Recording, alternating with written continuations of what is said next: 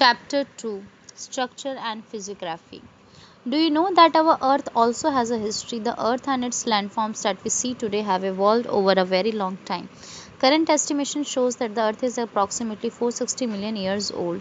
Over these long years, it has undergone many changes brought about primarily by the endogenic and exogenic forces. These forces have played a significant role in giving shape to various surface and subsurface features of the Earth. You have already studied about the plate tectonics and the movement of the Earth's plate in the book Fundamentals of Physical Geography, NCERT. Do you know that the Indian plate was to the south of the equator millions of years ago?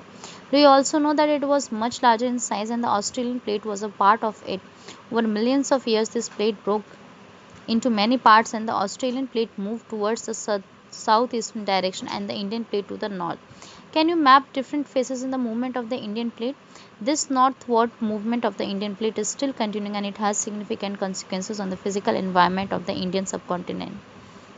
It is primarily through the interplay of these endogenic and exogenic forces and lateral movements of the plates that the present geological structure and geomorphological processes active in the Indian subcontinent came into existence. Based on the variations in its geological structure and formations, India can be divided into three geological divisions. These geological regions broadly follow the physical features. First, the peninsular block, two, the Himalayas and the other peninsular mountains, three, Indo-Ganga-Brahmaputra plain, the peninsular block. The northern boundary of the peninsular block may be taken as an irregular line running from Kutch along the western flank of the Aravalli range near Delhi and then roughly parallel to the Yamuna and the Ganga as far as the Rajmahal hills and the Ganga Delta. Apart from these, the Karbi Anglong and the Meghalaya plateau in the northeast and Rajasthan in the west are also extensions of this block. The northeastern parts are separated by the Malda Fault in West Bengal from the Chota Nagpur Plateau in Rajasthan. The desert and other desert-like features overlay this block. The peninsula is formed essentially by a great complex of very ancient gneisses and granites which constitutes a major part of it. Since the Cambrian period, the peninsula has been standing like a rigid block with the exception of some of its western coast which is submerged beneath the sea and some other parts changed due to tectonic activity without affecting the original basement. As a part of the Indo-Australian plate, it has been subjected to various vertical movements and block faulting. The rift valleys of the Narmada, the Tapi and the Mahanadi and the Satpura block mountains are some examples of it. The peninsula mostly consists of relict and residual mountains like the Aravalli Hills, the Nallamala Hills, the Javadi Hills, the Velikonda Hills, the Palkonda Range and the Mahendragiri Hills, etc. The river valleys here are shallow with low gradients. You are aware of the method of calculating the gradient as a part of your study of the book Practical Work in Geography Part 1 NCERT 2006. Can you calculate the gradient of the Himalayan and the Peninsular rivers and draw the comparisons? Most of the east flowing rivers from deltas before entering into the Bay of Bengal, the deltas formed by the Mahanadi, the Krishna, the Kaveri and the Godavari are important examples. The Himalayas and other peninsular mountains. The Himalayas, along with other peninsular mountains, are young, weak, and flexible in their geological structure, unlike the rigid and stable peninsular block. Consequently, they are still subject to the interplay of exogenic and endogenic forces, resulting in the development of faults, folds, and thrust plains. These mountains are tectonic in origin, dissected by fast-flowing rivers which are in their youthful stage. Various landforms like gorges, V-shaped valleys, rapids, waterfalls, etc., are indicative of this stage. Indo-Ganga-Brahmaputra plain, the third geological division of India, comprises the plains formed by the river Indus, the Ganga and the Brahmaputra. Originally, it was a geosynclinal depression which attained its maximum development during the third phase of the Himalayan mountain formation approximately about 64 million years ago. Since then, it has been gradually filled by the sediments brought by the Himalayan and peninsular rivers. Average depth of alluvial deposits in these plains ranges from 1000 to 2000 meters. It is evident from the above discussion that there are significant variations among the different regions of India in terms of their geological structure, which has far-reaching impact upon other related aspects. Variations in the physiography and relief are important among these. The relief and physiography of India has been greatly influenced by the geological and geomorphological processes active in the Indian subcontinent. Physiography. Physiography of an area is the outcome of structure, process, and the stage of development The land of India is characterized by great diversity in its physical features. The north vast expansion has a vast expanse of rugged topography consisting of a series of mountain ranges with varied peaks, beautiful valleys, and deep gorges. The south consists of stable table land with highly dissected plateaus, denuded rocks, and developed series of scarps. In between these two lies the vast North Indian plain. Based on these macro variations, India can be divided into the following physiographic divisions. First, the northern and northeastern mountains. 2. The northern plain. 3. The peninsular plateau. 4. The Indian desert. 5. The coastal plains. 6. The islands. The north and northeastern mountains. The north and northeastern mountains consist of the Himalayas and the northeastern hills. The Himalayas consist of a series of parallel mountain ranges. Some of the important ranges are the Greater Himalayan Range, which includes the Great Himalayas and the Shivalik.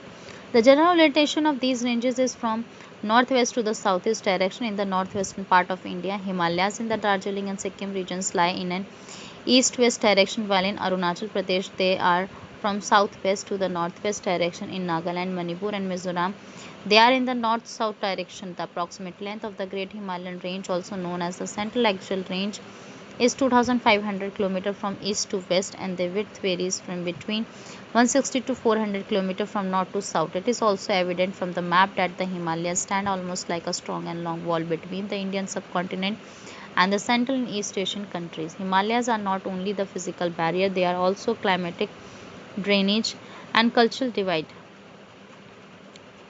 There are large scale regional variations within the Himalayas on the basis of relief alignment of ranges and other geomorphological features. The Himalayas can be divided into the following subdivisions. First, Kashmir, northwestern Himalayas. 2. Himachal and Uttarakhand Himalayas. 3. Darjeeling and Sikkim Himalayas. 4. Arunachal Himalayas. 5. Eastern hills and mountains. Kashmir or northwestern Himalayas, it comprises a series of ranges such as the Karakoram, Ladakh, Zaskar, and Pir Panjal. The northeastern part of the Kashmir Himalayas is a cold desert which lies between the Greater Himalayas and the Karakoram ranges. Between the Great Himalayas and the Pir Panjal range lies the world famous Valley of Kashmir and the famous Dal Lake. Important glaciers of South Asia such as the Baltoro and Siachen are also found in this region. The Kashmir Himalayas are also famous for Kareva formations which are useful for the cultivation of saffron.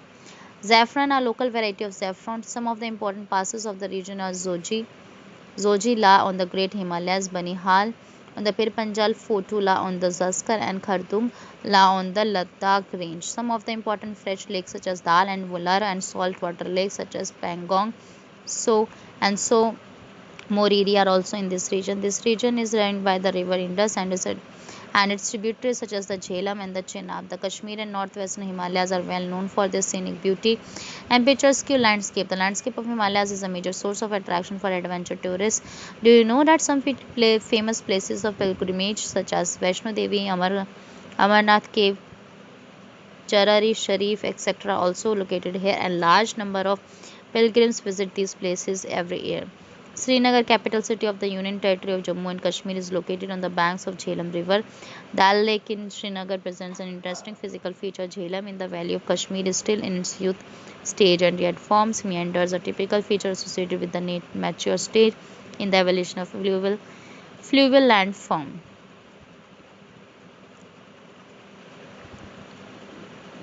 In Kashmir Valley, the meanders in Jhelum River are caused by the local base level provided by the erstwhile larger lake, of which the present Dal Lake is a small part. The southernmost part of this region consists of longitudinal valleys known as Duns.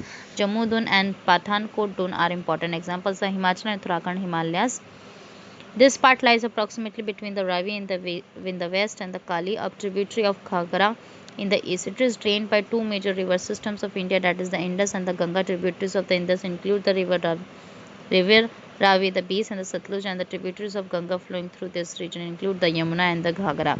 The northernmost part of the Himalayas is an extension of the Ladakh cold desert, which lies in the Spiti subdivision of district Lahul and Spiti. All the three ranges of Himalayas are prominent in this section also. These are the Great Himalayan Range, the Lesser Himalayas, which is locally known as Dhauladhar in Himachal Pradesh, and Tibha in Uttarakhand and the Shivalik range from the north to the south. In this section of Lesser Himalayas, the altitude between 1000 to 2000 meters specially attracted to the British colonial administration, and subsequently some of the important hill stations such as Dharamshala, Mussoorie, Shimla, Kausani, and the cantonment towns and health resorts such as Shimla, Mussoorie, Kasauli, Almora, Land Lansdowne and Ranikhet, etc., were developed in this region. The two distinguishing features of this region from the point of view of physiography are the Shivalik and Dun formations. Some important dunes located in this region are the Chandigarh, Kalka Dun, Nalagarh Dun, Dehradun, Harike Dun, and the Kota Dun, etc. Dehradun is the largest of all the dunes with an approximate length of 35 to 45 km and a width of 22 to 25 km. In the Great Himalayan range, the valleys are mostly inhabited by the Bhotiyas. These are nomadic groups who migrate to Bugyals, the summer grasslands in the higher reaches during summer months and return to the valleys during winters. The famous Valley of Flowers is also situated in this region. The places of pilgrimage such as the Gangotri, Yamunotri, Kedarnath, Badrinath and Hemkund Sahib are also situated in this part. The region is also known to have five famous Prayags river confluences as discussed earlier. The Shivalik. The word Shivalik has its origin in the geological formation found in and around a place called Shivala, Si- Sivawala near Dehradun, which was once a headquarters of the Imperial Survey and which subsequently established its permanent headquarters at Dehradun. The Darjeeling Sikkim Himalayas. They are flanked by Nepal Himalayas in the west and Bhutan Himalayas in the east. It is relatively small, but it is the most significant part of the Himalayas, known for its fast flowing rivers such as Tista. It is a region of high mountain peaks like Kanchenjunga, Kanchengiri, and deep valleys. The higher reaches of this region are inhabited by Lapcha tribes, while the southern part, particularly the Darjeeling Himalayas, has a mixed population of Nepalis, Bengalis, and tribals from central India. The British, taking advantage of the physical conditions such as moderate slopes, thick soil cover with high organic content, well distributed rainfall throughout the year, and mild winters, introduced tea plantations in this region as compared to the other sections of the Himalayas. These, along with the Arunachal Himalayas, are conspicuous by the absence of the Shivalik formations. In place of the Shivaliks here, the Dua formations are important, which have also been used for the development of tea gardens. Sikkim and Darjeeling Himalayas are also known for their scenic beauty and rich flora and fauna, particularly various types of orchids. The Arunachal Himalayas, these extend from the east of the Bhutan Himalayas up to the Difu Pass in the east. The general direction of the mountain ranges from southwest to northeast. Some of the important mountain peaks of the region are Kangtu and Namcha Barwa. These ranges are dissected by fast flowing rivers from the north to the south, forming deep gorges. Brahmaputra flows through a deep gorge after crossing Namcha Barwa. Some of the important rivers are the Kameng, the Subansiri, the Dihang, the Dibang, and the Lohit. These are perennial with a high rate of fall, thus having the highest hydroelectric power potential in the country. An important aspect of the Arunachal Himalayas is the numerous ethnic tribal community inhabiting in these areas. Some of the prominent ones from west to east are the Monpa, Abor, Mishmi, Nishi, and the Nagas. Most of these communities practice Jhoming. It is also known as shifting or slash and burn cultivation. This region is rich in biodiversity, which has been preserved by the indigenous communities. Due to rugged topography, the inter-valley transportation linkages are nominal, hence most of the interactions are carried through the Dua region along the Arunachal-Assam border, the eastern hills and mountains. These are part of the Himalayan mountain system having their general alignment from the north to the south direction. They are known by different local names. In the north, they are known as Patkai Bhum, Naga Hills, the Manipur Hills, and in the south as Mizo or Loshai Hills. These are low hills inhabited by numerous tribal groups practicing jhum cultivation. Most of these ranges are separated from each other by numerous small rivers. The Barak is an important river in Manipur and Mizoram. The physiography of Manipur is unique by the presence of a large lake known as Loktak Lake at the center, surrounded by mountains from all sides. Mizoram, which is also known as the molasses basin, which is made up of soft unconsolidated deposits. Most of the rivers in Nagaland from the tributary of the Brahmaputra, while two rivers of Mizoram and Manipur are the tributaries of the Barak River, which in turn is the tributary of Meghna. The rivers in the eastern part of Manipur are the tributaries of Chindwin, which in turn is a tributary of the Irrawaddy of Myanmar. The northern plains. The northern plains are formed by the alluvial deposits brought by the rivers the Indus, the Ganga, and the Brahmaputra. These plains extend approximately 3,200 km from the east to the west, The average width of these plains varies between 150 to 300 km. The maximum depth of alluvium deposits varies between 1000 to 2000 meter from the north to the south. These can be divided into three major zones: the Bhabar, the Tarai, and the alluvial plains. The alluvial plains can be further divided into the Khadar and the Bhangar. Bhabar is a narrow belt ranging between 8 to 10 km parallel to the Shivalik foothills at the breakup of the slope. As a result of these streams, as a result of this, the streams and rivers coming from the mountains deposit heavy materials of rocks and boulders and at times that disappear in this zone. South of the Bhabar is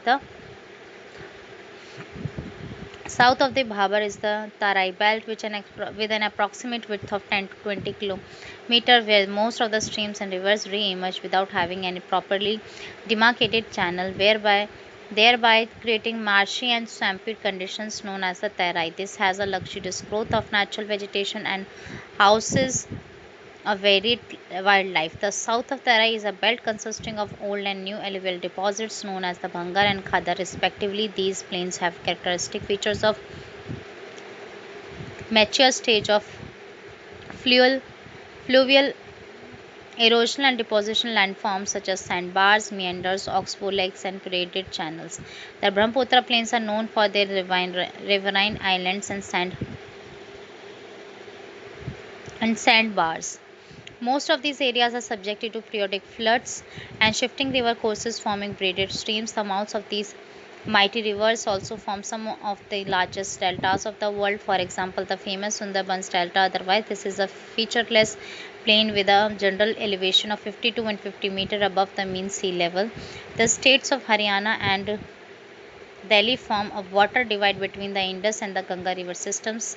As opposed to this, the Brahmaputra river flows from the northeast to the southwest direction before it takes an almost 90-degree southward turn at Dhubri before it enters into Bangladesh. These river valley plains have a fertile alluvial soil cover which supports a variety of crops like wheat, rice, sugarcane, and jute, and hence supports a large population. The peninsular plateau, rising from the height of 150 meter above the river plains up to an elevation of 600 to 900 meter, is the irregular triangle known as the peninsular plateau.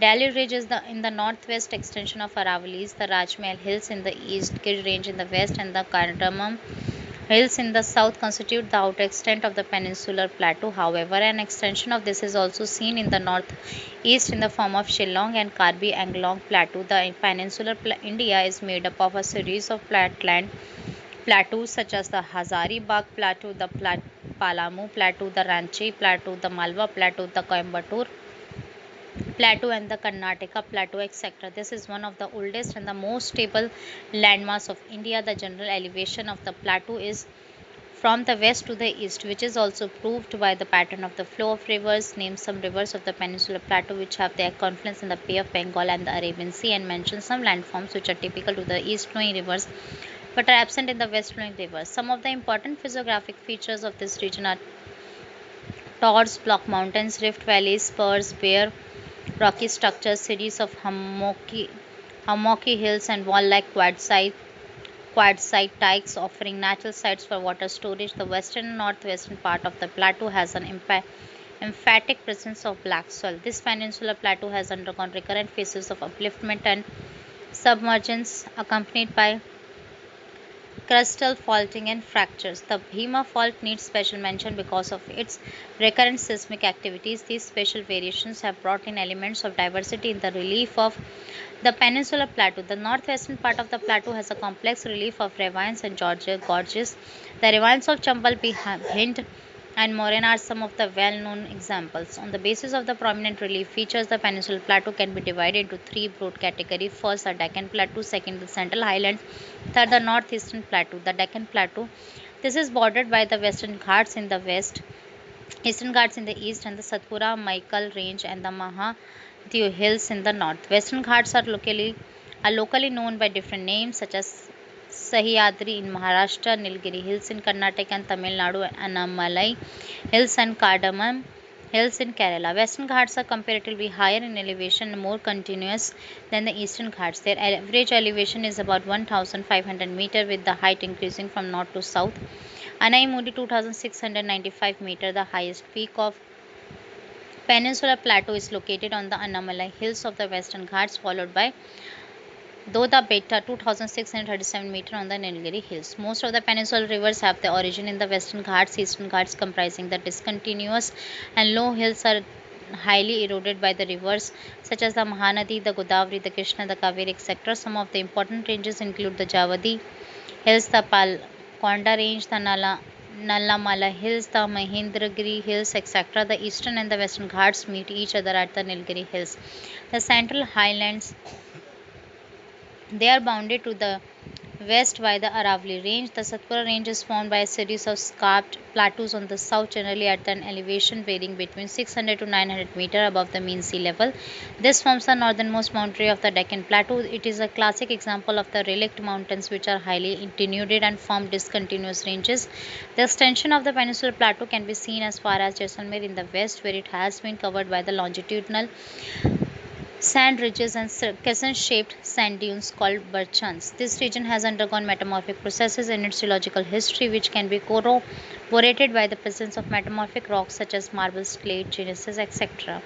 The general elevation of the Central Highlands ranges between 700 to 1000 meters above the mean sea level and slopes towards the north and northeastern directions. Most of the tributaries of the river Yamuna have their origin in the Vindhyan and Kaimur ranges. Banas is the only significant tributary of the river Chambal that originates from the Aravali in the west, and eastern extension of the Central Highland is formed by the Rajmahal Hills, to the south of which lies a large reserve of mineral resources in the Chota Nagpur Plateau. The northeastern plateau, in fact, it is an extension of the main peninsular plateau.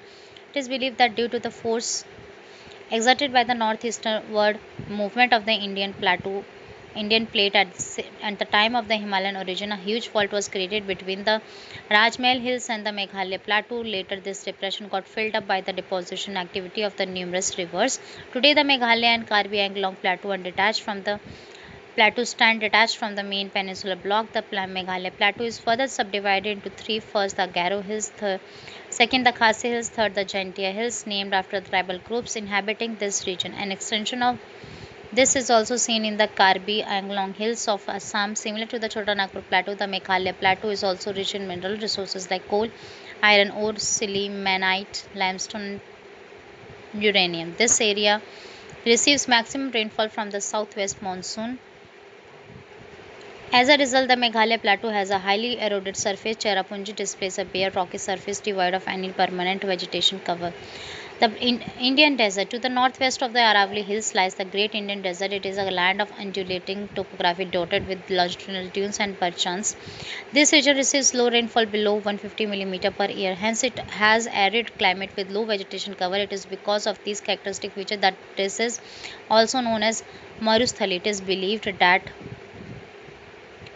during the Mesozoic era, this region was under the sea. This can be corroborated by the evidence available at Wood Fossils Park at Akal and marine deposits around Brahmsar near Jaisalmer. The approximate age of the wood fossils is estimated to be 180 million years, though the underlying rock structure of the desert is an extension of the peninsular plateau. Yet, due to extreme arid conditions, its surface features have been carved by physical weathering and wind action. Some of the well-pronounced desert land features present here are mushroom rocks, shifting dunes, and oases. Mostly in its southern part, on the basis of the orientation, the desert can be divided into two parts. The northern part is sloping towards Sindh and the southern towards the Rhine of Kutch. Most of the rivers in this region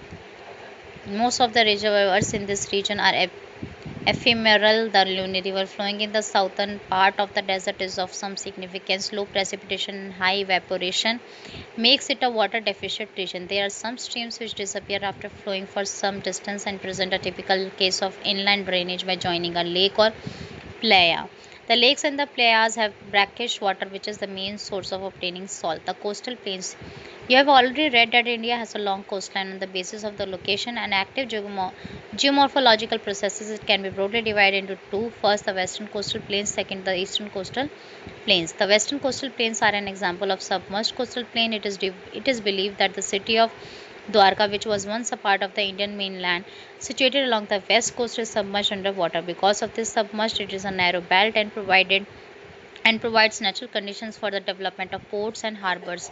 Kandla, Mazagaon, JLN, Port Navha, Shiva, Marma, Gao, Mangalore, Cochin, etc. Some of the important natural ports located along the west coast, extending from the Gujarat coast in the north to the Kerala coast in the south. The western coast may be divided into following divisions: the Kutch and Kathiawar coast in Gujarat, Konkan coast in Maharashtra, Goa coast and the Malabar coast in Karnataka and Kerala respectively. The western coastal plains are narrow in the middle and get broader towards north and south. The rivers flowing through this coastal plains do not form any delta. The Malabar coast has got certain distinguished features in the form of kayals, backwaters, which are used for fishing, inland navigation, and also due to its special attraction for tourists. Every year, the famous Nehru Trophy Vallam Kali boat race is held in Punnamada Kayal in Kerala. As compared to the western coastal plain, the eastern coastal plain is broader and is an example of an emergent coast. There are well developed deltas here, formed by the rivers flowing eastward into the Bay of Bengal. These include the deltas of the Mahanadi, the Godavari, the Krishna, and the Kaveri. Because of its emergent nature, it has less number of ports and harbors. The continental shelf extends up to 500 km into the sea, which makes it difficult for the development of good ports and harbors. The islands. There are two major island groups in India, one in the Bay of Bengal and the other in the Arabian Sea. The Bay of Bengal island groups consist of about 572 islands, islets. These are situated roughly between 6 degrees north to 14 degrees north and 92 degrees east to 94 degrees east. The two principal groups of islets include the Ritchie's archipelago and the Labyrinth Island. The entire group of island is divided into two broad categories: the Andaman in the north and the Nicobar in the south. They are separated by a water body which is called the 10-degree channel. It is believed that these islands are an elevated portion of submarine mountains. However, some smaller islands are volcanic in origin. Barren Island, the only active volcano in India, is also situated in the Nicobar Islands. The coastal line has some coral deposits and beautiful beaches. These islands receive convectional rainfall and have an equatorial type of vegetation. The islands of the Arabian Sea include Lakshadweep and Minicoy. These are scattered between 8 degrees north to 12 degrees north and 71 degrees east to 74 degrees east longitude. These islands are located at a distance of 280 km to 480 km off the Kerala coast.